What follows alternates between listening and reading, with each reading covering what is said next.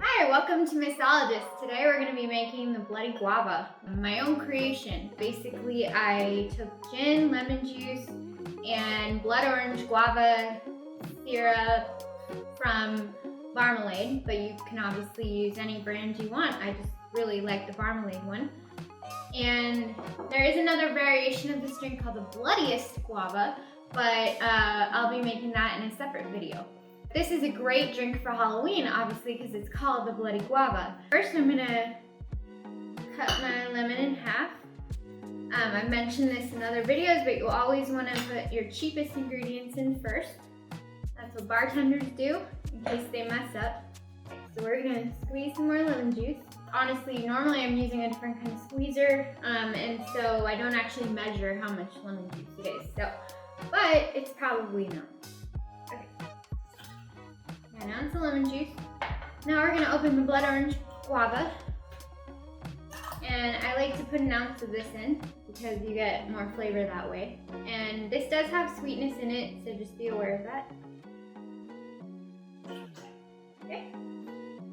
And then 2 ounces of gin. Most cocktails will have 2 ounces of the main liquor in them. So 2 ounces of gin. Take some ice, which hopefully is still good.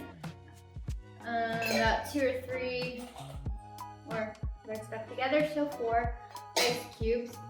You put your shaker top on, make sure it's tight. The ice helps it seal, so don't worry too much about that. Should be good. And strain into a coupe glass or whatever glass you have. Very nice sort of emulsification, foaminess that's happening on the top here and in that drink. That's what you get from shaking. That's from the lemon juice does that. And so that's why you want to shake, because you'll get that really nice bubbly stuff.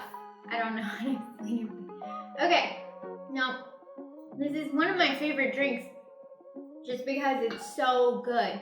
You can taste the blood orange and the guava. You've got the lemon juice sort of undercutting the sweetness there, and you have the gin, which you can't really taste, and so if you're not a fan of alcohol, that's probably good for you. It's delicious. It's really, really tasty. Great introductory cocktail if you're not a huge fan of cocktails, or you haven't had that many, so you don't know what you like. Just everyone will like this, believe me. Next, we're gonna be making the Bloodiest